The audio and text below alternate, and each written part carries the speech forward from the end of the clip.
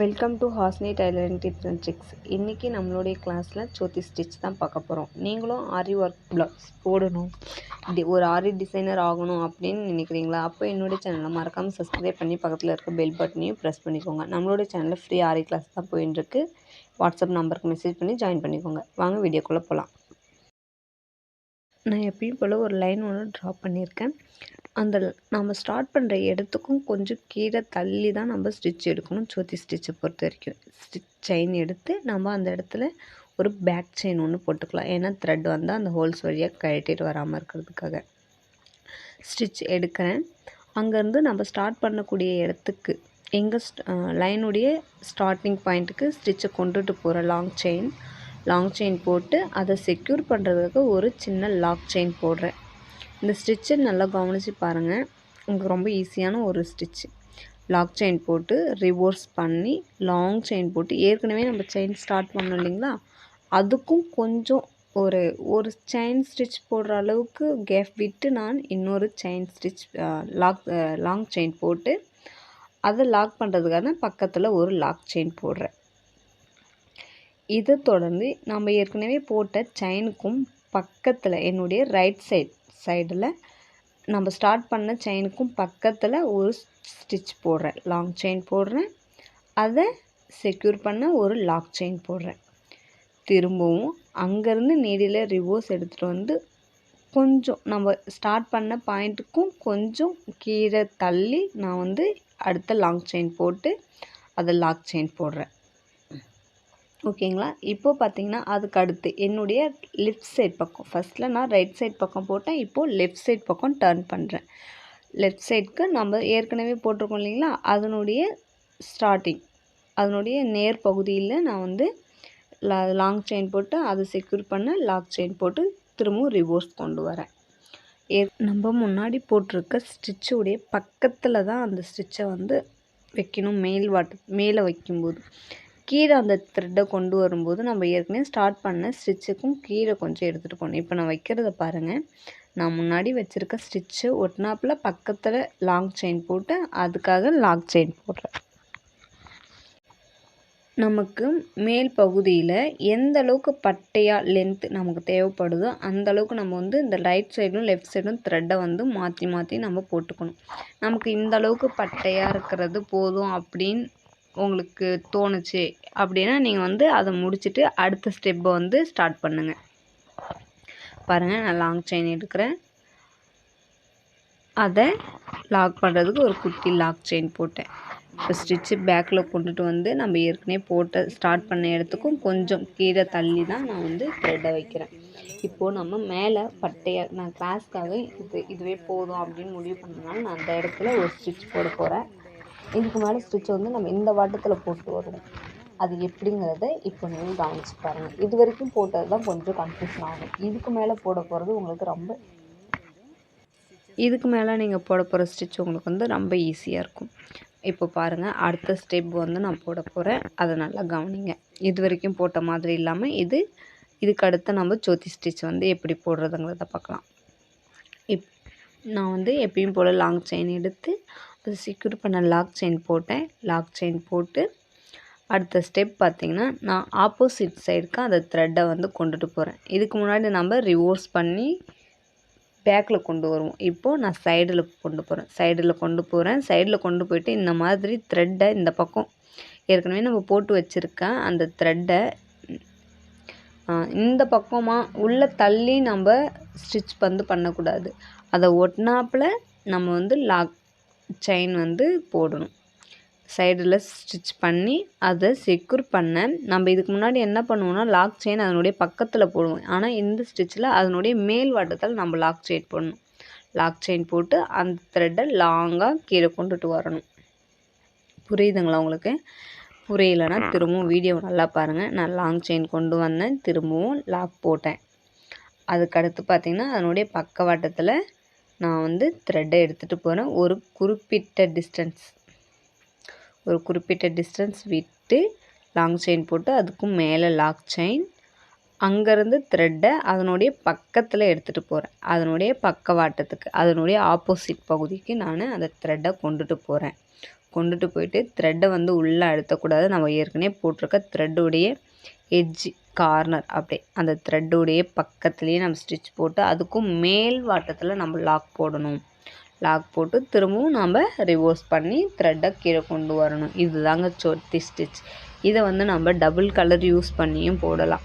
அப்படியே நீங்கள் இதை வந்து அதிகம் எதுக்கு யூஸ் பண்ணுவீங்கன்னு பார்த்தீங்கன்னா நெக் லைனுக்கு தான் நம்ம வந்து யூஸ் பண்ணுவோம். சரிங்களா? இந்த மாதிரிலாம் த்ரெட்டை வந்து அழுத்தாமல் நீங்கள் அதனுடைய பக்கத்துலேயே ஸ்டிச் போடணும். அப்போ தான் நமக்கு வந்து இந்த ஸ்டிச் வந்து நல்லா பார்க்குறதுக்கு அழகான லுக்கை கொடுக்கும்.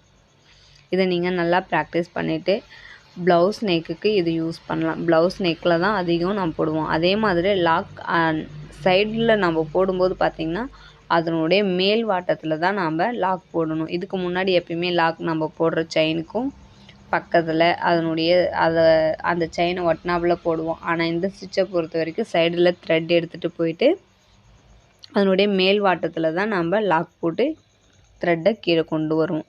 அதை நீங்கள் நல்லா கவனிச்சிங்கன்னா உங்களுக்கு தெரியும். பாருங்கள், நான் ஸ்டிச் எடுக்கிறேன்.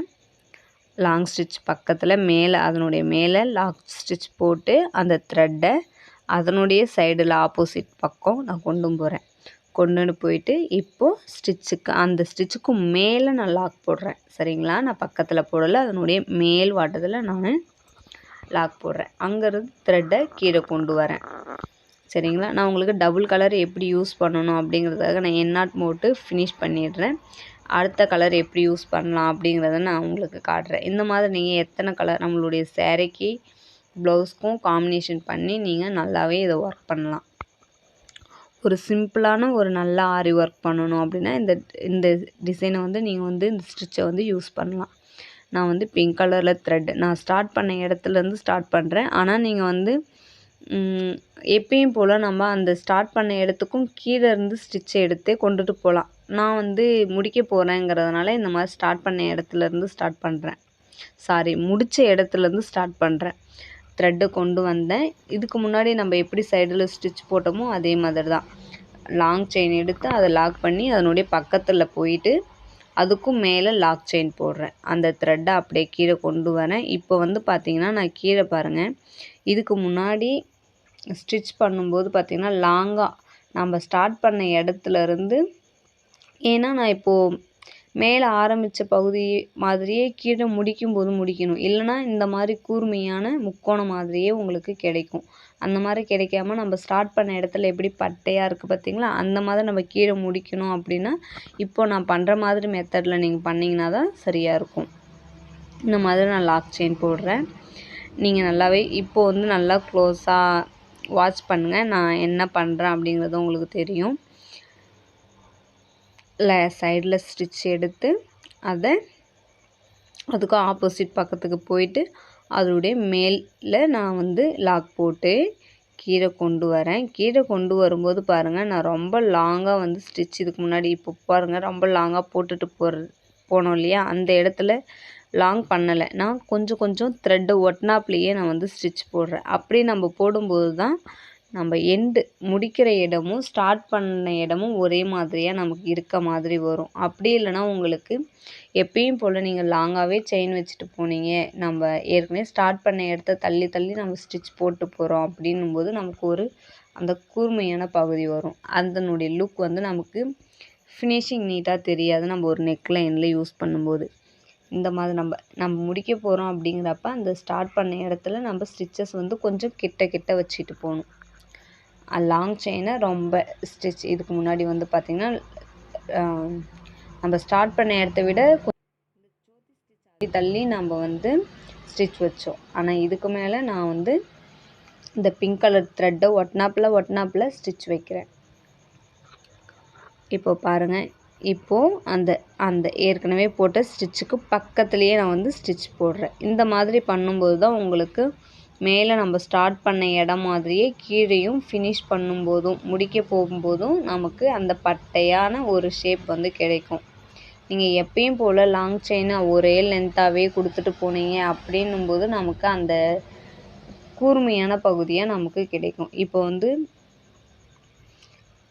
ப்ரவுன் கலரில் பார்த்தீங்கன்னா உங்களுக்கே தெரியும் எவ்வளோ லாங்காக இருக்குது, அதில் எத்தனை த்ரெட்ஸ் போட்டிருக்கோம் அப்படின்னு. இப்போ பிங்க் கலர் யூஸ் பண்ணதுக்கு அடுத்து பார்த்தீங்கன்னா கொஞ்சம் கொஞ்சம் ஹைட் வந்து குறைச்சிட்டேன். லாங் ஸ்டிச்சை கொஞ்சம் கொஞ்சம் ஹைட் குறைச்சதுனால நமக்கு பிங்க் கலர் கொஞ்சோண்டு கேப்பில் தெரியும். இப்போ நான் முடிக்க போகிறேங்கிறதுனால உங்களுக்கும் முடிக்கிற இடம் எப்படி முடிக்கணுன்றது தெரியணும் இல்லையா, அதுக்காக நான் இந்த மாதிரி முடித்து காட்டுறேன். நீங்கள் இந்த மாதிரி 2 கலர் இல்லைனா 3 4 அந்த மாதிரி கூட நீங்கள் யூஸ் பண்ணலாம். மோஸ்ட்லி இதை வந்து எதுவும் இமேஜ் எல்லாம் யூஸ் பண்ண மாட்டோம், நெக்குக்கு தான் யூஸ் பண்ணுவோம். அப்படிங்கிறதுனால இதை நெக் லைன்லேயே நீங்கள் வந்து இந்த மாதிரி ப்ராக்டிஸ் பண்ணிவிட்டு அதை நெக்கில் வந்து அப்ளை பண்ணி யூஸ் பண்ணி பாருங்கள் இந்த ஸ்டிச்சை.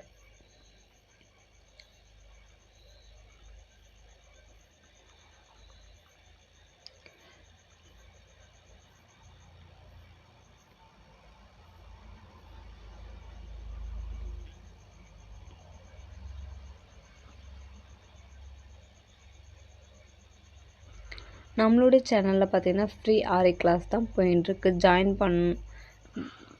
கிளாஸில் ஜாயின் பண்ணுறவங்க என்னுடைய வாட்ஸ்அப் நம்பருக்கு மெசேஜ் பண்ணுங்கள். நான் உங்களுக்கு கிளாஸுடைய டீட்டெயில்ஸ் சென்ட் பண்ணுறேன். நீங்கள் குரூப்பில் ஜாயின் பண்ணி நீங்களும் உங்களுடைய ஒர்க் பண்ணி சப்மிட் பண்ணலாம். சீக்கிரமாக நீங்களும் ஆரி ஒர்க் கற்றுக்கிட்டு உங்களுடைய ப்ளவுஸை நீங்களே மேக் பண்ண முடியும்.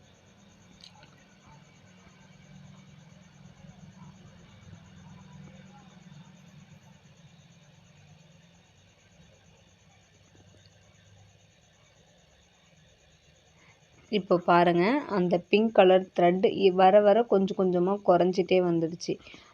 ப்ரௌன் கலர் த்ரெட் எந்த அளவுக்கு லென்த்தியாக இருக்குது, பிங்க் கலர் எந்த அளவுக்கு கம்மியாக இருக்குது பார்த்தீங்களா? அதுக்கு காரணம் வந்து நான் கிட்ட வச்சுட்டு வந்ததுனால தான். இந்த மாதிரி நீங்கள் முடிக்க போகிறீங்க அப்படின்னும்போது நம்ம லாங் ஸ்டிச்சை நம்ம ஸ்டிச் போட்ட இடத்துலையே போட்டுட்டு வரும்போது நமக்கு இந்த மாதிரி முடிக்கும்போது ஈஸியாக இருக்கும். நமக்கு ஒரே அளவாக இருக்க மாதிரி இருக்கும்.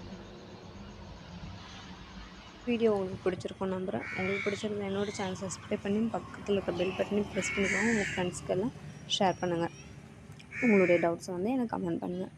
இந்த மாதிரி ஒரு லைன் வந்து ட்ரா பண்ணி அதில் ஜோதி ஸ்டிச்சை ப்ராக்டிஸ் பண்ணி என்னுடைய வாட்ஸ்அப் நம்பருக்கு நீங்கள் சென்ட் பண்ணுங்கள். ஓகே ஃப்ரெண்ட்ஸ், பாய்.